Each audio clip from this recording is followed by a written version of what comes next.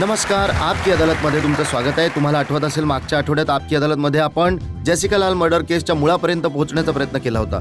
आपण डीपी यादव यांना सादर केलं होतं, त्यांना प्रश्न विचारले होते. या मर्डर केसबद्दल आपण त्यांच्याकडून स्पष्टीकरण मागितलं, नितीश कटार यांच्या मर्डर केसबद्दल. आज आपकी अदालतमध्ये आम्ही सादर करत आहोत जेसिका लाल मर्डर केसच्या सगळ्यात महत्त्वाच्या साक्षीदाराला. आपण आज पुन्हा एकदा या प्रकरणाच्या मुळापर्यंत जाण्याचा प्रयत्न करणार आहोत. फॅशन डिझायनर आणि सोशलाइट बीना रमानी आपकी अदालत मध्ये हजर व्हा.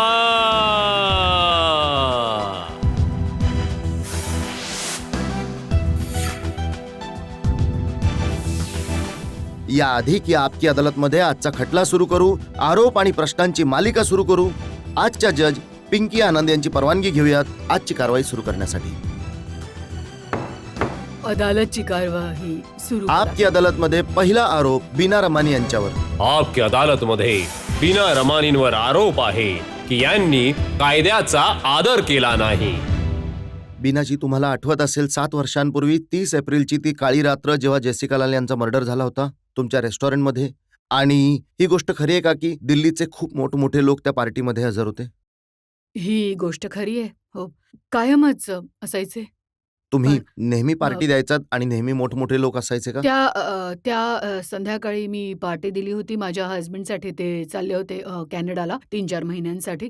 तर आपल्या जेवढे आमचे जवळचे मित्र होते साधारण 70-80 बोलावले होते. आणि मालिनीची सुद्धा पार्टी सुरू होती त्यावेळी.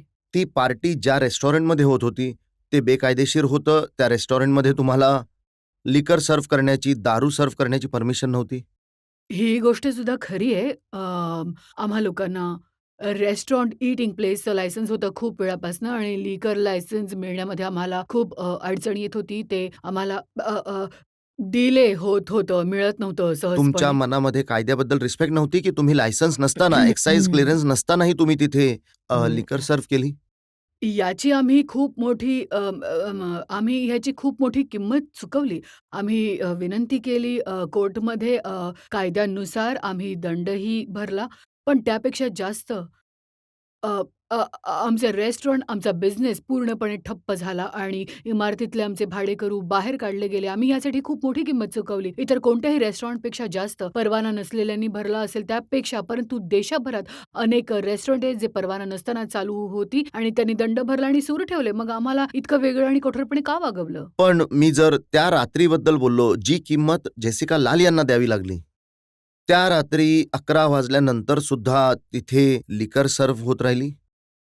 नाही, उलट 11-11:30 पर्यंत संपली होती.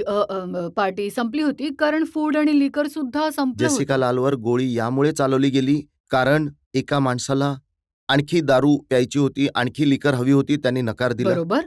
कारण यामुळेच कारण काही नव्हतं तिथे आणि अं, तो आला आणि वारंवार दारू मागू लागला वारंवार आणि माझ्या मुलीने सांगितलं, "मला माफ करा, आम्ही नाही उपलब्ध करू शकत. सगळं संपलंय. आम्हाला आदर ठेवावा लागतो व्यवस्थेचा आणि सबज्युडिसचा." याबद्दल इथे बोलू शकत नाही सार्वजनिकरित्या. परंतु मला वाटतं जे काही तुम्ही त्याबद्दल वाचलंय प्रेसमध्ये ते सगळं खरं आहे. हो, त्याने ड्रिंक मागितलं आणि त्याला नकार देण्यात आला. बीनाजी, तुम्ही सांगू शकता का की त्या काळ्या रात्री जेव्हा जेसिकाचा मर्डर झाला, काय झालं होतं? हे साधारण 1:45 वाजले होते आणि मला सुद्धा असं वाटत होतं, की जे आतलं आमचं रेस्टॉरंट आहे ते लवकर स्वच्छ व्हावं. संपूर्ण जागा साफ करण्याची वेळ झाली होती कारण स्टाफला घरी जायचं होतं. तर मी बघत होते, की तिथे आतल्या रेस्टॉरंटमध्ये काही लोक होते आणि लांबून सुद्धा बघत होते. मी मी म्हटलं जाते, जाऊन बोलते. त्यावेळी तेव्हा मालिनी पळत आली तिथून. "मम्मी तिथे जाऊ नको. तिथे वाईट लोक आहेत आणि आणि माझ्याशी वाईट प्रकारे बोलतायत." तर मी म्हटलं, "मी म्हणूनच जाते त्यांना काढण्यासाठी." तर ती तर बाहेर निघून गेली. जोपर्यंत मी आतमध्ये पोहोचले, स्टेप्सपर्यंतच पोहोचले, तर मी एक आवाज ऐकला शॉटचा. वाटलं काही फुगा फुटला असेल. फुगे वगैरे लागले होते ना. तर मग आणखी एक स्टेप झाली आणि आणखी एक शॉट मी गन ऐकला. शॉट्स तुम्ही गन ऐकले? शॉट्स होते. हो, हो. बरं. तर त्यावेळी मी पाहिलं की जेसिका तिथे उभी होती. त्या लोकांमध्ये ती खाली पडली. आणि त्याच बस 1-2 सेकंड नंतर ते लोक जे उभे होते ते निघायला चालायला लागले आणि साइडने एक असा स्विंग दरवाजा होता ज्याच्या मागे काउंटर होतं, बार काउंटर. तर तो स्विंग दरवाजा उघडला आणि तिथून निघाला हा मुलगा ज्याचं म्हणजे मला तेव्हा नाव माहीत नव्हतं. जे नाव आहे ज्याचं नाव आता मनु शर्मा आहे आणि माझा इलेक्ट्रिशियन होता आणि तो इलेक्ट्रिशियन सांगायला लागला, की याने शूट केलं आणि तिथून सुद्धा बाहेरची मुलं होती. त्यातल्या एक कदाचित मुन्शी म्हणाला, "यांनी शूट केलं" आणि मी शयनला म्हणाले, "लवकर पळ, पोलिसांना बोलव आणि अ, सगळ्यांना सांग, की आपल्या फोनवरती बोलवायला सुरू कर." आणि मी त्याला थांबवलं त्या मुलाला. व्हाईट टी-शर्ट आणि ब्लू जीन्समध्ये होता. आणि बाकी सगळे असे असे निघून गेले आणि माझ्या मागे होतं डोर. तर या बाजूला जात होते. तो जसा निघण्याचा प्रयत्न करत होता, मी त्याच्या समोर येत होते. इकडे जात होता, तिकडे जात होता. तुम्ही मी त्याला त्याला थांबवण्याचा थांबवण्याचा प्रयत्न प्रयत्न करत मी होता. केला. साधारण हे सुद्धा विचार करत होते, कदाचित कोणीतरी येऊन पटकन कुणीतरी त्याला पकडावं आणि मी त्याला म्हटलं, "का शूट केलं तू? तुझ्या खिशामध्ये गन आहे आणि इकडे तुझं नाव काय?" तो म्हणतोय, "मी नाही केलं." म्हणाले, "सगळे म्हणतायत तुझ्याकडे दाखवून याने केलं, याने केलं." तो म्हणतोय, "मी नाही केलं." आणि मग अ, अ, थोड्या वेळानंतर मला असा धक्का मारून तो पळाला. तर मी सुद्धा त्याच्या मागे पळाले. पळत-पळत मी सगळं काही करत होते. ज्यांच्याकडे फोन आहेत, फोन करत राहा, ॲम्ब्युलन्स, हॉस्पिटल. त्यांना हे सुद्धा सांगत होते, एक सीताराम भरत जवळ आहे आणि श्लोक जवळ आहे, जे बत्रा जवळ आहे. या तिघांना करत होते. मी गेले, मग मागे पळाले आणि गेटपर्यंत बाहेर पोहोचले. साधारण 80-90 मीटर लांब तिथे मेन गेटवर माझे हसबंड उभे होते. तर त्यांना मी म्हटलं, की "हा मुलगा ज्याने रसिकाला शूट केलं, लवकर त्याच्या मागे जा. बघा कुठे पळतोय आणि अ, अ, गाडीचा नंबर घ्या." आणि मग मला नंतर समजलं, की माझे हसबंड त्याच्या मागे गेले. 2 किलोमीटर पळाले आणि पोलिस स्टेशनमध्ये सुद्धा पोहोचले त्यावेळी. आणि तो रस्त्यात गायब झाला. मी जेव्हा परत आले तिथे, तर 2 मुलं आमच्या वेटर्सने जेसिकाला उचलून टेबल क्लॉथमध्ये रॅप करून बाहेर आणत होते आणि त्यावेळी मला रोहित बालच्या फोनवरती सांगितलं, की हे अश्लोकशी कॉन्टॅक्ट झालाय आणि तिथे डॉक्टर आलोक चोपडा आहेत. तर मी पटकन त्याच्याकडून फोन घेतला आणि म्हणाले, लवकर आपलं स्ट्रेचर बाहेर ठेवा रस्त्यावरती. आम्ही 10-15 नाही, मिनिटांमध्ये पोहोचू बीनाजी, ही तिकडे." खूप मोठी गोष्ट आहे, की 139 विटनेसेस होते. यामध्ये ते लोक सुद्धा आहेत, ज्यांनी तुम्हाला हे सांगितलं, की हेच लोक आहेत. तुम्ही कदाचित मुन्शी यांचं नाव घेतलं, हो. तुम्ही तिथे रेस्टॉरंटमध्ये काम करणाऱ्या हो. व्यक्तीचं नाव घेतलं. हं. पण या सगळ्या लोकांनी जर अदालतमध्ये साक्ष दिली असती, तर कदाचित जो अक्यूज्ड आहे, तो पकडला गेला असता. नक्कीच. त्याला शिक्षा झाली असती. नक्कीच. आणि त्यांना जर चांगली विटनेसला ना जर चांगली सुरक्षा मिळाली असती, प्रोटेक्शन मिळालं असतं, प्रेमाने आणि कॉन्फिडन्स आणि प्रोटेक्शन मिळालं असतं, तर ते नक्की आमच्यासोबत मला असते. तुम्हाला ते विधान दाखवायचं आहे, जे डी.पी. यादव यांनी मागच्या आठवड्यात आपकी अदालतमध्ये इथेच या जागी जिथे तुम्ही बसलात. अच्छा. ऐका तुम्ही ते काय म्हणाले होते जे तुमच्याबद्दल. पोलीसवाले त्या रात्रीच्या अंधारामध्ये 1:30 वाजता तुम्ही जी एक तुमच्या- मॉडेल उघड्या कपड्यांमध्ये दारू देत होती, हे बसलेले किती पोलीस अधिकारी हजर होते? आपल्या समाजाची हीच मान्यता आहे का? बीनाजी, तुम्ही ऐकलं आता ते मला काय म्हणाले? हसावं की रडावं तुम्ही त्या कळत नाही. मुलीबद्दल असं तुम्ही म्हणताय, ऐकून की ती घ्या. दारू देत ते होती. लोक रेस्टॉरंटमध्ये रात्री 1:30 वाजता दारू पाजत होते. ज्यांचं रेस्टॉरंट होतं त्याची मालकीण आणि मालकाला आरोपी का बनवलं जात नाहीये? त्यांना का विचारलं ती जात मुलगी नाहीये? तिथे काही करत असेल, मालिनी तिची हत्या रमानी आणि करण्याचा बीना अधिकार कोणी रमानी दिला? यांनी जे स्टेटमेंट दिलं की मनु शर्मा समोर उभा होता, he is not that person. Malini रमानी ज्या त्या रेस्टॉरंटच्या मालक आहेत. डी.पी. यादव यांनी उघडपणे आरोप लावले. सगळ्यांसमोर ते असं म्हणाले, की कशा प्रकारे तिथे दारू दिली जात होती. त्यांनी अशा शब्दांचा वापर केला जेसिका लाल यांच्याबद्दल आणि ते म्हणाले, की तुमच्याकडून याबद्दल स्पष्टीकरण मागितलं जावं. हे अत्यंत चुकीची गोष्ट बोलतायत. ते तिथे नव्हते. अशा प्रकारचे असे लोक आमच्या रेस्टॉरंटमध्ये कधी येतच नाहीत. आमचं जे रेस्टॉरंट होतं ते दिल्लीत, ते भारतातलं अत्यंत प्रतिष्ठित ठिकाणांपैकी एक होतं. त्या रात्री आमच्या इथे भारतातील सर्वोच्च व्यावसायिक समुदाय होता CII मधून वार्षिक डिनरसाठी ते तिथे आले होते आणि ते तिथे सगळे पोहोचले होते. तो भारतातील सर्वात प्रतिष्ठित लोकांचा समूह होता. तुम्ही एका छताखाली तो पाहू शकत होता. तुम्ही अशा प्रकारच्या गोष्टी कशा बोलू शकता? ते ज्या पद्धतीने विचार करतात तसे ते बोलत होते. आम्ही अजिबात तसे लोक नाही.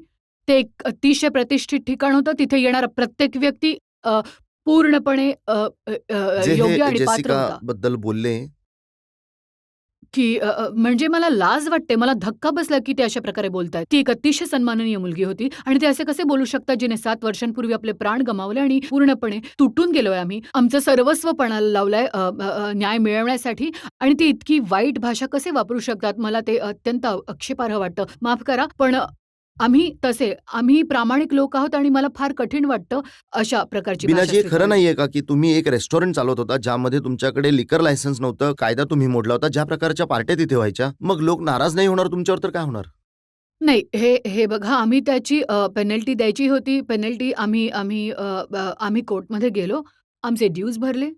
आम्ही आमची इतकी मोठी शिक्षा सुद्धा भोगली, की आमचे सगळं काही बंद झालं. परंतु हे हे हा सुद्धा काय कमी कायदा असतो का, की जर आमच्या इथे पार्टी होती, अत्यंत श्रीमंत प्रसिद्ध लोक होते तिथे आणि कुणीही याचा असा अर्थ येऊन कुणीही पिस्तूल घेऊन कुणाची हत्या करू शकतो आणि कारण आमचं रेस्टॉरंट आमच्यावर आरोप यावा हा सुद्धा काय कायदा असू शकतो का? आम्हाला किती अडचणींना सामोरं जावं लागलं यामुळे. कुणाच्याही घरी होऊ शकलं असतं हे, कुणाच्याही फार्म हाऊसमध्ये, कुठल्याही रेस्टॉरंटमध्ये होऊ शकलं असतं. त्यांच्याबरोबर हे झालं का, की जे आमच्याबरोबर झालं? तुम्हीच सांगा आमच्यासाठी अ, आम्ही कुठल्याही इंडियामध्ये आजकाल किती ठिकाणी रिच आणि फेमस अशा पार्टी होत असतात. पुढे जातायत सगळे. याचा अर्थ कुणीही येऊन गन घेऊन कुणालाही शूट करू शकतो का सेलिब्रिटीला? आणि त्या घरच्यांवरती आरोप येऊ शकतो का? बीनाजी, आरोप यामुळे लागले की लोक असं म्हणाले की एव्हिडन्स टॅम्पर करण्याचा प्रयत्न केला, पुरावे नष्ट करण्याचा प्रयत्न केला. यावर तुमच्याकडून स्पष्टीकरण मागणार हां. होते एका छोट्या ब्रेक नंतर.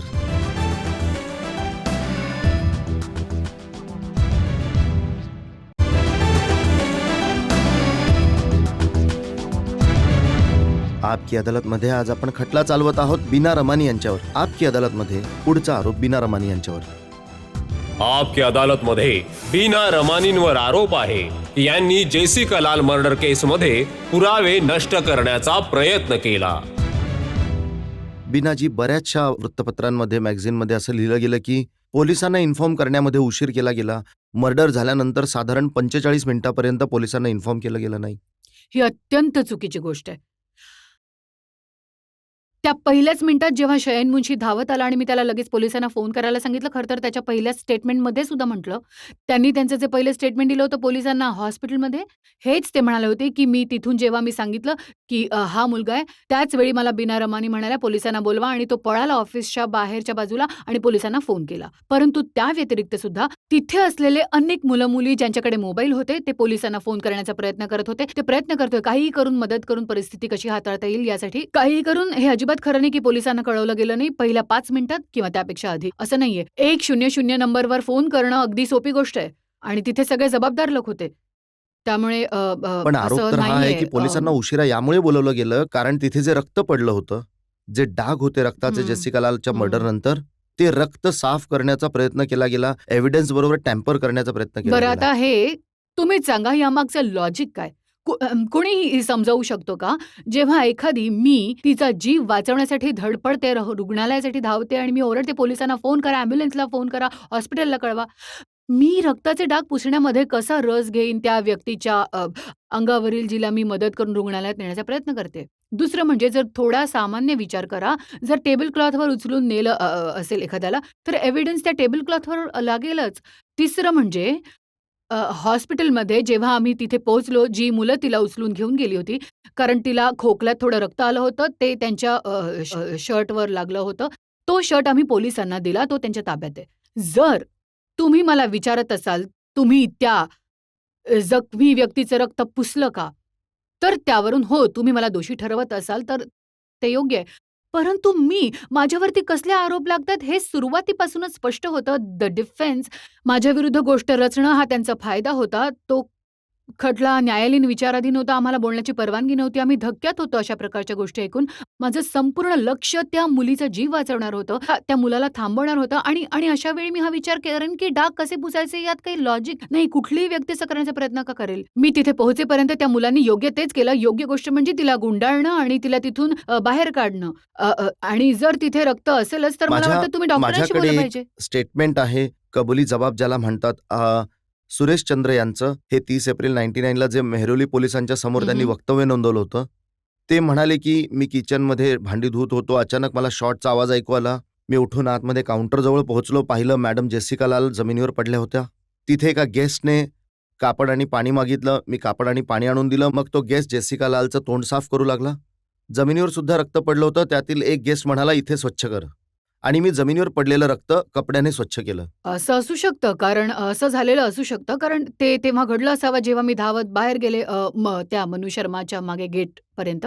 असं झालेलं असू शकतं. म्हणजे जर त्या पाहुण्याने योग्य ते केलं असेल आणि कुणाला तरी सांगितलं असेल, तर ते येऊन साफ करा. म्हणजे आपण सहसा तेच करतो, कुणीही माणूस तेच करेल. एखाद्या व्यक्तीला मदत करण्यासाठी काही थंड पाणी लावा किंवा बर्फ आणा, जे काही. त्यामुळे हे अगदी नैसर्गिक आहे कारणं. पण तुम्ही असं म्हणताय की जमिनीवर जे रक्त होतं ते एव्हिडन्स असू शकलं असतं. त्याला नष्ट करण्याचा प्रयत्न नाही झाला एक का? तर जर एव्हिडन्स असू शकत होता जेव्हा पोलीस आले, तर त्यांनी जर खरंच पाहिलं असेल, तर त्यांच्या लक्षात आलं असेल, जर ते आजही 7 वर्षानंतर सुद्धा मी त्यांना आमंत्रण देते, की तुम्ही प्लीज या आणि तपास करा. संपूर्ण जगभरात 20 वर्षानंतर सुद्धा ल्युमिनलसारखी इतर अनेक रसायने वापरतात आणि तुम्हाला नेमकं काय हवं ते शोधू शकता. रक्ताबद्दल सगळी माहिती तिथे मिळू शकते. परंतु रक्त तर जेसिकाच्या शरीरावर आहे, ती रुग्णालयामध्ये आहे, ती त्यांच्या ताब्यात आहे. तपास अधिकाऱ्यांच्या, पोलिसांच्या, रुग्णालयाच्या ज्यांचा तपास करायचा आहे. मग या रक्ताबद्दल इतका मुद्दा कशासाठी? प्लीज हा काही याचा काहीही संबंधच नाहीये. इश्यू 2 आहेत. हां. एक, ब्लड स्टेन पुसले गेले. हं. काही लोक म्हणाले की हे एव्हिडन्स टॅम्पर करण्याचा प्रयत्न केला. आणि दुसरा, जे जेसिकाने जे कपडे घातले होते हं. ते गायब झाले होते. नाही, ते अजिबात गायब झालेले नाही. आम्ही तिला टेबल क्लॉथमध्ये आम्ही हॉस्पिटलमध्ये डॉक्टर पोहोचवलं. आलोक चोपडा यांना, जे जसलोक हॉस्पिटलचे हो, डॉक्टर हो, आहेत, हो. यांना बरोबर. इथे इन्व्हाइट केलं होतं. पण त्यांच्या एका ॲक्सिडेंटमध्ये त्यांच्या दोन्ही शोल्डर्स ला जखम झाली आहे. ते येऊ शकत नाहीये. पण आपल्याबरोबर ते लाईव्ह आहेत त्यांच्या रेसिडेन्समधून. आपण अच्छा. त्यांना विचारूया. Doctor Alok Chopra please.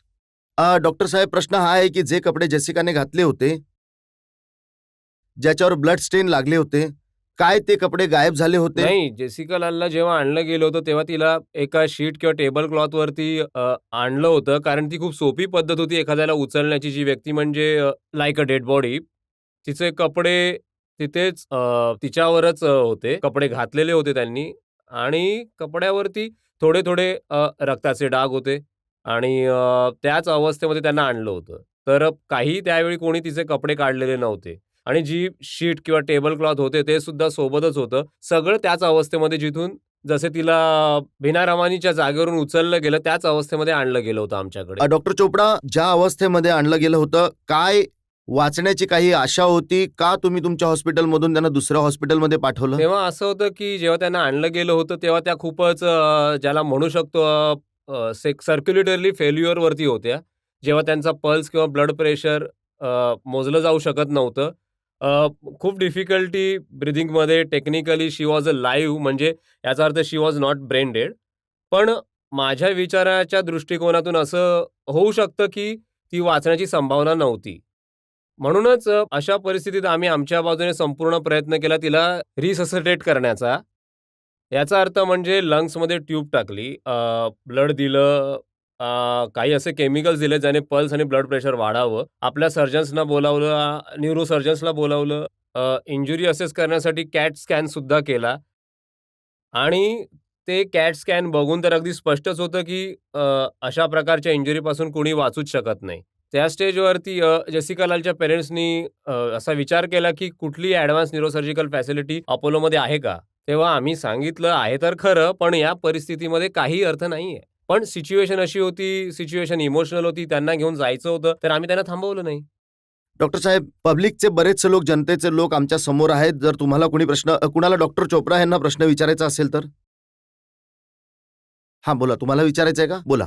जसं तुम्ही बघत आहात, की या केसमध्ये इतकी गुंतागुंत झालेली आहे, की प्रत्येक माणूस काहीतरी म्हणत आहे, की कोणाच्या बोलण्यावरती विश्वास ठेवला पाहिजे की नाही ठेवला पाहिजे. तर यामुळेच, कारण तुम्ही एक डॉक्टर आहात, त्या दरम्यान तुम्ही त्यांचा इलाज केला, तर तुम्ही काय बघितलं, तुम्हाला काय सांगायचं आहे देशाला, की तुम्ही काय करू शकता? तुमचे काय विचार असतील, की देशाला सत्य जाणण्यासाठी? पहिली गोष्ट तर मला काही फॅक्ट्स क्लिअर करायचे आहेत.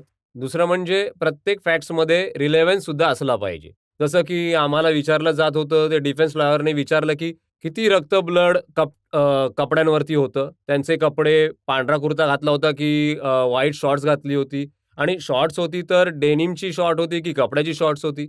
ती किती आर्टरीज किंवा किती वेळ किंवा किती कॅपिलरी तुटल्या. तर हे असं लक्षात येते, की मेसेज हा आहे, की बाबा डिफेन्सला रिलेव्हंट प्रश्न विचारले पाहिजेत आणि डायव्हर्ट नाही केलं पाहिजे, की केस, सो दॅट जो खरा मुद्दा आहे त्यावरती कॉन्सन्ट्रेट केलं पाहिजे, ना की जे दुसरे लोक इन्व्हॉल्व होते, दुसरे लोक ज्यांनी आपल्या बाजूने बीना रमानी सारखे की ज्यांनी खूप मेहनत करण्याचा प्रयत्न केला की लवकरात लवकर तिला काही मदत मिळावी जेसिकाला. यातून हेच आहे की त्यांची जी बोनाफिट होती त्यावर डाऊट घेतला जाऊ नये. डॉक्टर चोपडा, खूप खूप आभार तुमचे. Thank you very much for being with us. Binaji, doctor Chopra यांनी तर अत्यंत स्पष्टपणे सांगितलं की तुम्ही कुठलीही चूक केली नाही. आता तुमच्या सपोर्टमध्ये ते उभे राहिलेत. पण तुम्हालाही माहिती आहे की तुम्ही आज सुद्धा संशयाच्या चौकटीत आहात. कारण हा जो डिफेन्स आहे, जे आपल्याला स्वतःला वाचवायला बघतायत, ही पहिली वेळ आहे जे विटनेसेस समोर उभे राहिलेत. नाहीतर विटनेसेस घाबरून कुठल्या ना कुठल्या कारणाने गायब होतात आणि ते निघून जातात. यावेळी त्यांना काही ना काहीतरी करायचं आहे विटनेसेसना मारण्यासाठी, संपवण्यासाठी, म्हणजे दाबण्यासाठी, आणि ते कुठल्याही प्रत्येक प्रकारचा प्रयत्न करतील. आम्ही किती लहान लोक आहेत, ते खूप मोठे लोक आहेत. त्यांची पोच खूप दूरपर्यंत आहे, खूप वरपर्यंत आहे. आम्ही देवाच्या कृपेने जिवंत आहोत, but we are going to fight till the end. आणि आम्ही खरंच खरंच खूप कठीण परिस्थितीतून गेलोय. बिनाजी, तुम्हाला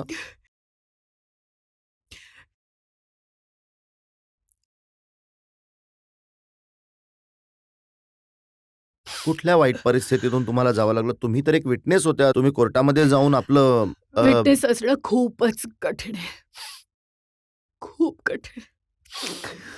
आपल्या देशाच्या पाठिंब्याची गरज असते. आम्हाला काही पाठिंबा नाही मिळाला. तुम्हाला कल्पना नाही, आमचं कुटुंब गेली 7 वर्ष कसं आयुष्य जगलंय. सांगायला शब्दच नाहीत. देव आमच्या सोबत आहे आणि आम्हाला काही मित्र आमच्या पाठीशी होते म्हणून आम्ही हे पार करू शकलो. हा खूप कठीण काळ होता. कुठल्याही साक्षीदाराशी बोलून बघा जे सत्यासाठी उभे राहिले या देशात. इतर देशात त्यांना हिरो मानलं जातं आणि आम्हाला शिक्षा दिली जाते. आम्हाला खूप प्रयत्न करावे लागतात आमच्या हसतमुख राहायला, आमच्या कुटुंबासाठी आणि जगासाठी, आणि यासाठी किती प्रयत्न करावे लागतात तुम्हाला कल्पना नाही. आम्ही इथे आहोत आणि आम्ही शेवटपर्यंत लढणार जेसिकाच्या न्यायासाठी. आमच्या सोबत आणखी कोण आहे मला जाणून घ्यायचंय आज. बिनाजी, तुम्ही म्हणताय की ते खूप ताकदवान लोक आहेत. काय प्रत्येक कधी प्रकारची ताकद आहे त्यांच्याजवळ, प्रत्येक प्रकारची जगातली. ते सत्तेत आहे, त्यांच्याकडे संपत्ती आहे, त्यांच्याकडे अशी संपत्ती आहे जी काही विकत घेऊ शकते. ते आमच्याकडे नाही. आमच्याकडे नैतिकता आहे. आमच्यासाठी ते कोणत्याही संपत्तीपेक्षा मोठी आहे. आम्ही हा प्रवास पूर्ण करू. आमची नैतिकता आम्हाला साथ देईल, शेवटपर्यंत जाईल. पण तुम्हाला असं नाही वाटलं की कमीत कमी देशाची जनता, आपले लोक, पब्लिक तुमच्या बरोबर आहे? नाही, सुरुवातीला त्यांनी इतकं चुकीचं या ज्या गोष्टी त्यांनी हत्येबद्दल चढवल्या, सुरुवातीला आम्ही धक्क्यामध्ये होतो. असं वाटलं कुणी यावर विश्वास कसा ठेवेल. मी दोन्ही बाजूने विचार केला. जेव्हा मला कळलं की प्रत्येक वर्तमानपत्र दुसऱ्याची कॉपी करून तेच लिहित आहेत, तेव्हा मी माझ्या वकिलांना विनंती केली, मला यावर बोलू द्या, सत्य सांगू द्या. ते म्हणाले नाही, कारण प्रकरण न्यायप्रविष्ट आहे, आपण याबद्दल बोलू शकत नाही. ते कोर्टामध्ये आहे, आपल्या जजचा आदर करावा लागेल आणि आपण बोलू शकत नाही. म्हणून मी हे सगळं सहन केलं. मी ते गिळून टाकलं आणि मी इतकी वर्ष त्याबरोबर जगले आणि ते माझ्यावरच चिकटलं. म्हणजे मी अशा प्रकारची व्यक्तीच नाही की असं काही करेल. माझ्यासारखे लोक असं काही करत नाही. शिवाय याचा काहीही संबंधच नाही. कुणीच नाही. एखादी वेडी व्यक्ती सुद्धा असं करणार नाही. याचा काय संबंध आहे? जर तुम्ही एखाद्याचा जीव वाचवण्याचा प्रयत्न करत असाल तर रक्त लपवाल का? तुम्ही कुणालाही विचारा. असं कुणी करेल का? मला खरंच कळत नाही, कसं समजावू मी तुम्हाला. लोकांना विचारूया काय बोलायचं आहे याबद्दल. हा, इथे मला एवढंच म्हणायचंय की बीना रमानीसारख्या लोकांमुळे आज आपल्या समाजामध्ये जेसिकासाठी 7 वर्षांनंतरही न्यायाची आशा ठेवता येते. हे केवळ त्यांच्यासारख्या व्यक्तींमुळे की त्या न्यायासाठी उभ्या आहेत, की आशा ठेवू शकतो की आपला देश पुढे जाऊ शकतो. या बाबतीत हे केवळ त्यांच्यासारख्या लोकांचे आभार आहेत जे यासाठी उभे आहेत. थँक्यू. आपण त्यांना पाठिंबा द्यायला हवा, त्यांच्यावर आरोप करण्यापेक्षा. आपण त्यांना सपोर्ट करायला हवा आणि त्यांच्याबरोबर उभं राहिलं पाहिजे त्यांना गरज बिनाजी, असेल ही तेव्हा. यादी खूप मोठी आहे आरोपांची, ठीक आहे. जे ज्या प्रकारचे आरोप तुमच्यावर लागले आहेत. पण एका ब्रेकसाठी आपण थांबूया आणि ब्रेक नंतर जेव्हा परत येऊ तेव्हा बीना रमानी यांच्यावर आपकी अदालतमध्ये जनतेच्या खटल्याचा आणखी एक भाग.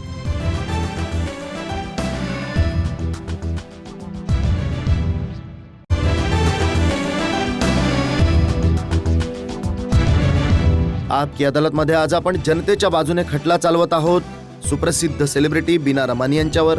आज आपला फोकस आहे जेसिका लाल मर्डर केसवर. आपकी अदालतमध्ये पुढचा आरोप बीना रमानी यांच्यावर. आपकी अदालतमध्ये बीना रमानींवर आरोप आहे या साक्ष देताना घाबरल्या.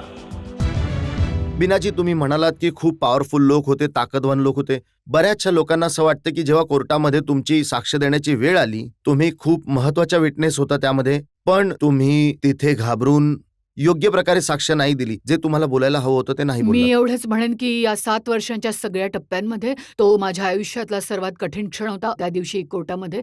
जे म्हणजे 2.5 वर्षांपूर्वीपासून एखाद्या वाईट स्वप्नाप्रमाणे तीच गोष्ट माझ्या डोक्यामध्ये आणि प्रेस आमच्या विरुद्ध होते आणि आम्ही इतके लोक दबावाखाली आमचा बिझनेस संपला होता. खूप कठीण काळ होता तो. जेव्हा ते आमच्या मनामध्ये इतकंच होतं, जेव्हा तो दिवस येईल आणि न्यायालयात उभं राहून मी सांगेन की सगळ्यांना समजेल की खरं काय आहे, हीच मी तयारी करून गेले होते. खूप धमक्या वगैरे येत होत्या. त्यासुद्धा धमक्या आम्हा लोकांना अ, अ, सवय झाली होती ऐकण्याची खूप प्रत्येक प्रकारची यायची. असो, जेव्हा तो क्षण येतो, जशी अदालत आहे अशी ती अशी नव्हती. तिथे काय होतं, समोर जज असतात आणि मी इथे त्या डिफेन्सचे साधारण 14 सर्वोत्तम वकील देशामधील आणि त्या बाजूला आहेत 9 किंवा 10 आरोपी. म्हणजे तिकडे होते. म्हणजे त्या बाजूला सुमारे 30 पत्रकार होते, जे माझ्या खूप विरोधात होते.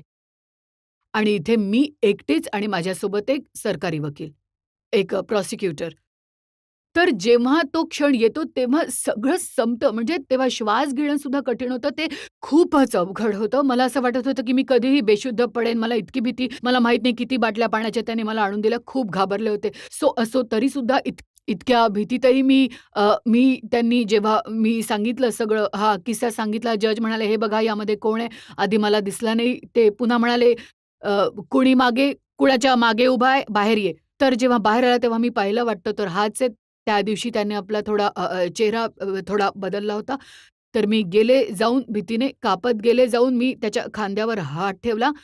मी म्हटलं, "हा वाटतोय त्याच्यासारखा." आणि तुम्ही खूप घाबरून बोलले आणि हे इतकं सगळं सांगणं यापेक्षा जास्त अजून काय त्यांनी मला समजत नाही. मी इतक्या लांब जाऊन एकाच व्यक्तीवर हात ठेवला, तोच माणूस होता. त्यापेक्षा जास्त मी काय माझ्या अगेन्स्ट ते का होल्ड करू शकतात मला नाही समजू शकत. माझी भीती जी होती, त्या भीतीत असताना सुद्धा मी इतकं सगळं मी केलं. जाऊन त्यांना ओळखलं आणि सांगितलं. जर मी मोठ्याने बोलले असते, "ही इज द वन." त्याऐवजी मी त्याला म्हणाले, "he looks like the one." आणि हात सुद्धा त्याच्यावरच ठेवला. तर मला वाटतं हे स्वीकारलं पाहिजे. मला समजत नाही यावर एवढा मोठा हा मुद्दा का केला जातोय? बिनाचे आरोप हा आहे की जेव्हा अदालतमध्ये तुम्ही पोहोचलात, तर तुम्ही जितकी स्ट्रॉंग साक्ष द्यायला हवी होती, तितका स्ट्रॉंग एव्हिडन्स तुम्ही नाही दिलात. ती ती 5 वर्षांपूर्वीची गोष्ट आहे. आता 5 वर्षांपासून मी हेच म्हणत आले, की मला एक संधी द्या. हाच आहे मनोज शर्मा. त्यानेच केलंय हे काम. हा तोच आहे. हाच आहे आरोपी. मला कधीच हा डाउट नव्हता.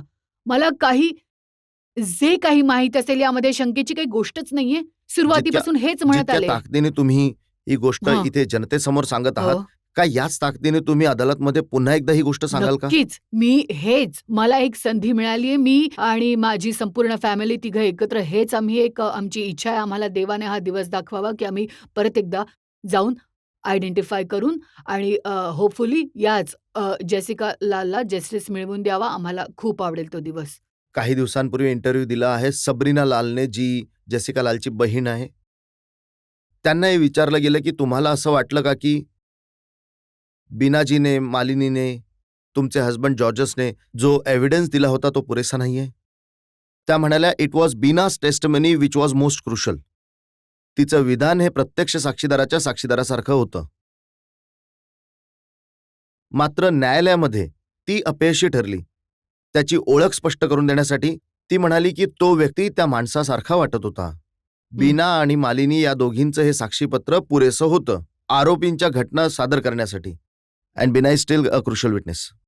I am a crucial witness आणि आज मी खूप मजबूत आहे आणि मी उभी राहीन आणि जेव्हा मला संधी मिळेल मी तिथे हजर असेन आणि सांगू शकेन, "ओ हां, मला मनापासून माहिती आहे की मी योग्य तेच केलंय जे सर्वोत्तम होतं."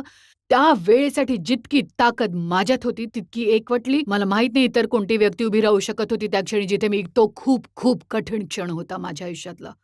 मी माझ्या परीने सर्व प्रयत्न आता केले. केस परत ओपन होईल.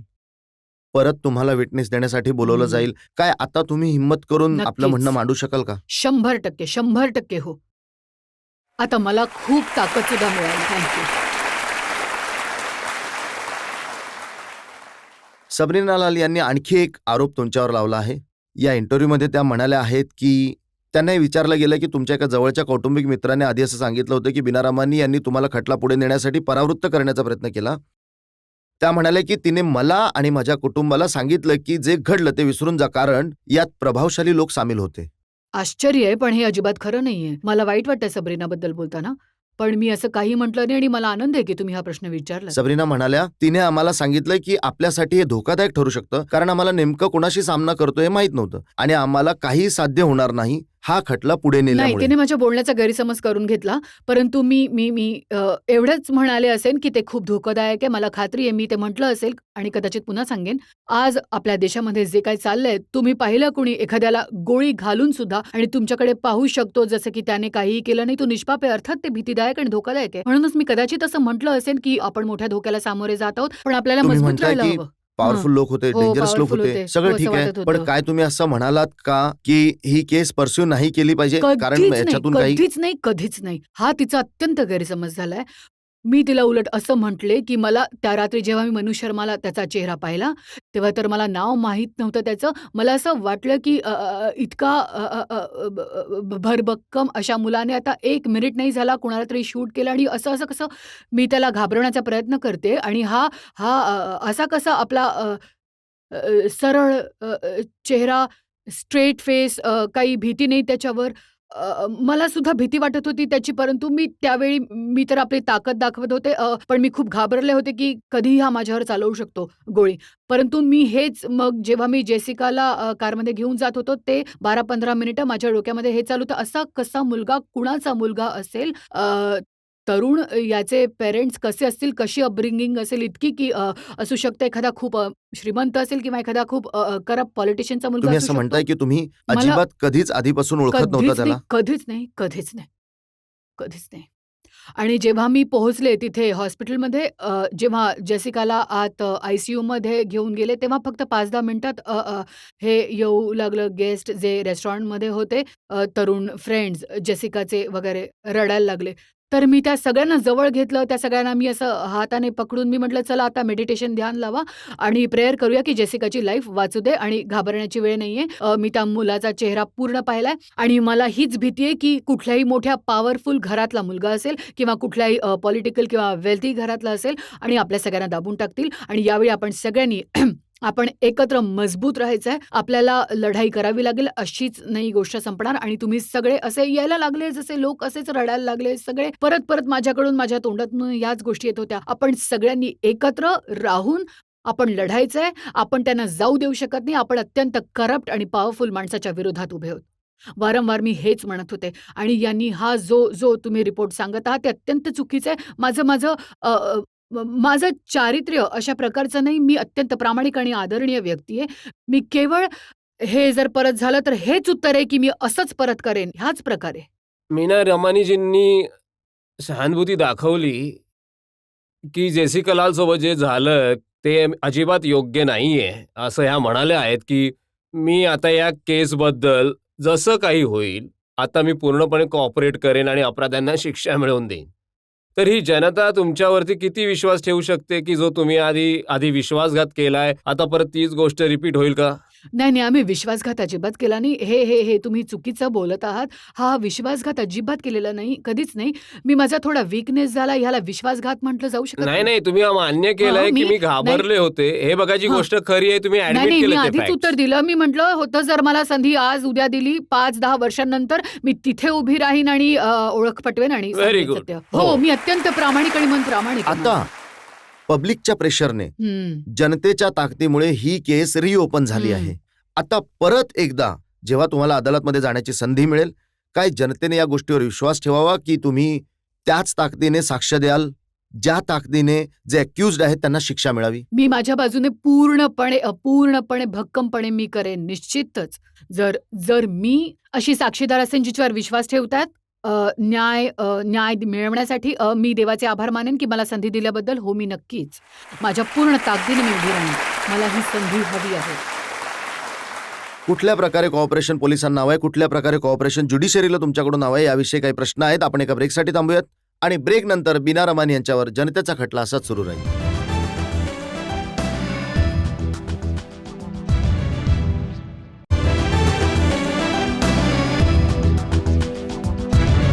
आपकी अदालतमध्ये आरोपांच्या आणि प्रश्नांच्या घेऱ्यामध्ये आहेत सुप्रसिद्ध सोशलाइज बीना रमानी. आपकी अदालतमध्ये पुढचा आरोप बीना रमानी यांच्यावर. आपकी अदालतमध्ये बीना रमानींवर आरोप आहे की यांनी जेसी कलाल मर्डर केसच्या इन्व्हेस्टिगेशन मध्ये मदत केली नाही. बीनाजी, तुम्ही म्हणताय की आता जेव्हा ही केस येईल तुम्ही पूर्णपणे मदत कराल. काय तुम्ही जाऊन पोलिसांना हे सांगितलं का की तुम्ही इन्व्हेस्टिगेशन मध्ये मदत करण्यासाठी तयार आहात? काय तुम्ही पोलिसांना आता जाऊन सांगितलं यावेळी तुम्ही स्ट्रॉंग पद्धतीने हो. उभ्या राहून मदत कराल? उलट स्वतः मी, मालिनी आणि मी स्वतः आम्ही बघत होतो पेपरमध्ये आणि टीव्हीमध्ये येत होतं की यांच्या अगेन्स्ट हे LOC आम्हाला माहीत नाही LOC काय असतं की LOC जसं जसं की बाहेर नाही जाऊ शकत, हे सगळं ते आरोपींसाठी करतात, ज्यांच्यासाठी नाही, जे साक्षीदार आहेत. तर आम्ही ऐकत होतो हे 2-3 आठवड्यांचं प्रकरण आहे. त्यामुळे आम्ही खूप चकित आणि अस्वस्थ होतो जे काही चाललं होतं. त्यामुळे 5-6 दिवस झालं असं आम्हाला कोणती नोटीस आली नाही. मग मी आणि मालिनीने पोलीस प्रमुखांना फोन केला, त्यांना भेटायला गेलो. मी त्यांना म्हटलं, "आम्ही इथे तुमच्या सोबत आहोत. पहिल्या दिवसापासून आम्ही सपोर्ट करतोय आणि सहकार्य केलंय तुम्हाला पूर्णपणे आणि आम्ही हे शेवटपर्यंत करत राहू. मग आम्हालाच का असं टार्गेट केलं जातंय हे मला कळत नाहीये. का असं मीडिया आमच्या विरुद्ध अशा गोष्टी का लिहितात? आणि कृपया प्लीज आमच्यावर विश्वास ठेवा आणि आमची घरं नेहमीच उघडी आहेत. कुठे कॉलनी जिथे हे घडलं ती उघडी आहे. आमचा स्टाफ तिथेच आहे. तुम्ही 24 तास कधी येऊ शकता आणि तुम्ही बीनाजी, मीडियामध्ये तर आम्हाला हे सांगितलं गेलं की तुम्ही ब्रिटिश पासपोर्ट होल्डर आहात. तुमचे हस्बंड फॉरेन पासपोर्ट होल्डर हो. आहेत. तुम्ही कुठल्याही दिवशी गायब होऊ शकता. काय विचित्र गोष्ट आहे. आम्हाला चॉईस आहे तिथे राहण्याचा. तो सोडून इथे इंडियामध्ये येऊन बसलो आहोत. माझ्या मुलीचा बिझनेस आहे इथे. आम्ही इथे स्वतः येऊन भारतात राहण्याचा निर्णय घेतलाय. मी माझं ग्रीन कार्ड सुद्धा दिलंय. ज्याची सगळे स्वप्न बघतात ते मी भारतात राहण्यासाठी सोडलं. मग आम्ही का पळू? आम्ही पळून जाणारे दिसतो का? मला अभिमान आहे मी भारतीय. मी भारत आहे, जगात कुठेही असले तरी मी भारताला रिप्रेझेंट करते आणि मी तशी नाही मी. विचित्र गोष्ट आहे, असे प्रश्न विचारले की मला खूप विचित्र वाटतं की ते कसे माझ्याकडे खरंच उत्तर नाहीये याचं. अजूनही ते खूप अडचणींनी मला माझ्या नीसच्या लग्नाला जायची परवानगी मिळाली. त्यासाठी मला बॉन्ड द्यावा लागला आणि मी 3 दिवसात परत आले. जर मला पळून जायचं असतं तर पळाले असते. मी पळून जाणारी वाटते? पब्लिकला विचारूया लोकांना काय म्हणायचं हो, आहे ते. प्लीज विचारा. रमानीजी, जसं तुम्ही सांगत आहात की जेव्हापासून तुम्ही विटनेस बनलात या केसमध्ये तर तुम्ही खूप प्रॉब्लेम्स फेस करत आहात. तुम्हाला घाबरवलं, धमकावलं जात आहे का विरोधी पक्षाकडून? जर हो तर तुम्ही दिल्ली पोलिसांनी तुम्हाला काही मदत केली आहे का? त्यांनी आम्हाला सांगितलं तिथे की त्यांचा पाठिंबा देतील. त्यांनी आम्हाला संरक्षण ऑफर केलं. आम्हाला पहिल्यांदा प्रोटेक्शन होतं. पहिल्यांदा आमच्या साक्षीपूर्वी 3-2.5 वर्ष लागली होती. आम्हाला पूर्ण संरक्षण होतं पोलिसांकडून. आता आम्ही स्वतःचं प्रोटेक्शन ठेवलंय. आम्ही वाट पाहिली नाही. आम्ही आधी स्वतःचं प्रोटेक्शन ठेवलं. पोलिसांनी आम्हाला प्रोटेक्शन देण्याचं ऑफर केलं, पण आम्ही म्हणालो की ठीक आहे, आम्हाला त्याची गरज नाही. बीनाजी, या गोष्टीची काय गॅरंटी आहे की यावेळी जेव्हा तुम्ही कोर्टामध्ये जाल साक्ष देण्यासाठी तेव्हा तुम्हाला भीती नाही वाटणार? नाही, यावेळी नाही भीती वाटणार, कारण यावेळी जनतेचा पाठिंबा आम्हाला मिळालाय. परंतु त्याहूनही महत्त्वाचं, आम्हाला पंतप्रधानांनी खूप चांगलं वक्तव्य केलंय. सोनिया गांधीजींनी सुद्धा सांगितलंय की आम्हाला पुन्हा तपास करायचा आहे. आम्हाला साक्षीदारांना संरक्षण द्यायचंय. मुख्य न्यायाधीशांनी सुद्धा हेच म्हटलंय आणि राष्ट्रपतींनी सुद्धा हेच सांगितलंय. प्रचंड पाठिंबा मिळालाय यासाठी. आम्हाला असं पहिल्यांदाच वाटतंय की आम्ही एकटे नाही आहोत. आमच्यासोबत देश आहे, आमच्यासोबत संपूर्ण जग आहे. आम्ही तुम्हाला एकटे वाटतं नाही का आहोत. की देशाची जनता तुमच्या बरोबर हो, आहे? आम्हाला यामध्ये खूप सिक्युरिटी मिळते की नेत्यांनी सुद्धा आमची साथ दिली आहे या गोष्टींमध्ये आणि विटनेस प्रोटेक्शनबद्दल सुद्धा खूप काही म्हटलंय. आमची विटनेस असल्याची जी पोझिशन आहे ती खूपच कठीण, खूपच घाबरवणारी, खूप वेदनादायक आहे. तर त्यामुळे आता आम्ही घाबरणार नाही, जसं आधी आम्ही घाबरायचो. कारण मला असं वाटतं की हे सगळे आपले नेता, लीडर्स आमच्याबरोबर राहतील. हेच आहे आमची एक रक्षा. बीनाजी, खूप रिलेव्हंट प्रश्न तुम्ही उचलला आहे. या देशामध्ये साक्षीदारांना प्रोटेक्शन मिळालं पाहिजे. संपूर्ण देशामध्ये या गोष्टीसाठी ॲटमॉस्फिअर आहे. सगळ्यांनाच वाटतं की जे साक्षीदार आहेत ते हिमतीने, ताकदीने अदालत समोर जाऊन सत्य काय आहे ते सांगू शकतील. त्यांना संपूर्ण प्रोटेक्शन दिलं जावं. आपण एका ब्रेकसाठी थांबूया आणि ब्रेक नंतर ऐकूयात आपकी अदालतमध्ये आजच्या खटल्यावर सुप्रीम कोर्टाच्या वकील पिंकी आनंद यांचा निर्णय.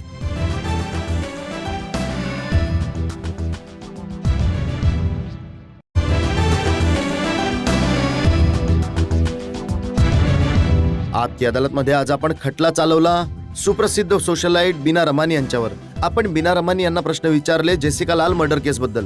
बीना रमानी जेसिका लालच्या केसमध्ये महत्वाच्या साक्षीदार आहेत. आपण त्यांना विचारलं काय त्यांनी पुराव्यांबरोबर छेडछाड केली आहे. आपण बीना रमानी यांना प्रश्न विचारले काय त्यांनी साक्ष द्यायच्या वेळी हिमतीने गोष्टी घेतल्या का? सादर आहे आपकी अदालत मध्ये आजच्या जज सुप्रीम कोर्टाच्या लॉयर पिंकी आनंद यांचा निर्णय. सगळ्या साक्षीदारांची वक्तव्य ऐकल्यानंतर आणि जनतेचं जे मत आहे आणि बिनाजींचं वक्तव्य ऐकल्यानंतर जे लक्षात आलंय, खूप सारे आरोप आहेत बिनाजींच्या विरोधात. जनता सगळ्या बाजूने बघते की काय केलं काय नाही केलं ते, परंतु कित्येक जे आरोप आहेत ते निराधार आहेत. जर आरोप बघायचं झालं की कायद्याचं पालन केलं गेलं नाही तर लिकरचं लायसन्स होतं किंवा नव्हतं ते चुकीचं होतं, बरोबर होतं, ती गोष्ट योग्य आहे. परंतु ह्याचा जेसिका लालच्या मर्डरशी काही डायरेक्ट नेक्सेस नाहीये. ती चूक केली, दंड होईल, काय दंड असला पाहिजे तो वेगळा चॅप्टर आहे. तुम्ही बीना यांनी काही अपराध हटवण्यासाठी, निराधार करण्यासाठी एव्हिडन्सला हटवण्याचा प्रयत्न केला.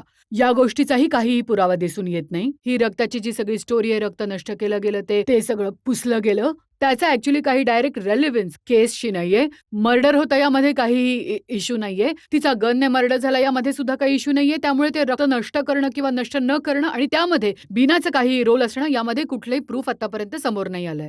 परंतु जो मेन मुद्दा आपल्या समोर आहे की जेसिका लालच्या केसमध्ये बिनाजींचा काय रोल राहिलाय आणि त्यांचा काय रोल असायला हवा होता. जनतेला असं वाटतं की जेसिकाची केस एक अशी केस आहे ज्यामुळे एस्टॅब्लिश व्हावं की कायद्यामध्ये काही व्यवस्था होऊ शकते. जर जनतेला वाटलं, लोकांना वाटलं, कायद्याला वाटलं, समाजाला वाटलं आणि मीडियाला वाटलं, तर त्यामुळे आजच्या दिवशी ही केस रिओपन झाली आहे आणि आपल्या संपूर्ण कॉन्फिडन्सने बीना सांगतात की त्या परत जाऊन योग्य वक्तव्य देण्यासाठी तयार आहेत. तर त्यासाठी सुद्धा आपल्याला पुढे पाहायचंय की आपण पूर्णपणे एक मर्डर केसला आपला आधार बनवत आपल्या संपूर्ण सिस्टमला रिवाइज करावा आणि जो गुन्हेगार आहे त्यांना पूर्णपणे शिक्षा द्यावी. हाच माझा आजचा निर्णय आहे. या आशेबरोबर आणि या विश्वासाबरोबर की आता जेव्हा ही कोर्टामध्ये केस पुन्हा एकदा येईल, बीना रामानी हिमतीने साक्ष देतील, ज्या लोकांनी जेसिका लालची हत्या केली आहे त्यांना शिक्षा मिळेल. आजचा हा खटला इथेच संपूयात. पुढच्या आठवड्यात पुन्हा भेट होईल एका नवीन व्यक्तिमत्वाबरोबर. तोपर्यंत नमस्कार.